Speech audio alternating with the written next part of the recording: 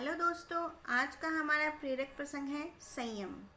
कहने को तो संयम बहुत ही छोटा सा शब्द है, पर समझने को बहुत ही बड़ा है। आज मैं आपको एक छोटी सी घटना बता रही हूँ। जो समझ गया समझो जीवन का गूढ़ रहस्य समझ गया, और जो ना समझा उसे भगवान सद्बुद्धि दे।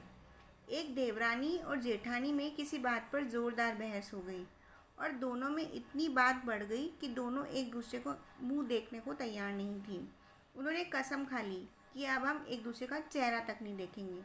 दोनों अपने अपने कमरे में जाकर दरवाज़ा बंद करके बैठ गई। थोड़ी देर बाद जेठानी के कमरे के दरवाजे पर खटखट हुई। जेठानी तनिक ऊंची आवाज़ में बोली, कौन है? बाहर से आवाज़ आई, दीदी मैं। जेठानी ने जोर से दरवाज़ा खोला और बोली, अभी तो बड़ी कस्में खाकर गई थी, अब यहाँ क्यों आई हो? देवरानी ने कहा, दीदी सोच कर तो गई थी, परंतु माँ की कही एक बात याद आ गई। जब कभी किसी से कहा सुनी हो जाए तो उसकी अच्छाइयों को याद करो। और मैंने भी वही किया, और मुझे आपका दिया हुआ प्यार ही प्यार याद आया, और मैं आपके लिए चाय लेकर आ गई। बस फिर क्या था, दोनों रोते रोते एक दूसरे के गले लग गई और साथ बैठकर चाय पीने लगी। जीवन में क्रोध को क्रोध से नहीं जीता जा सकता, बोझ से जीता जा सकता है। अग्नि अग्नि से नहीं बुझती, जल से बुझती है।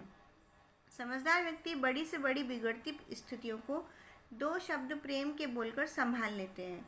हर स्थिति में संयम और बड़ा दिल रखना ही श्रेष्ठ है। इसी तरह की कहानियाँ सुनने के लिए आप हमसे जुड़े रहिए। Please subscribe my channel and like. Thank you.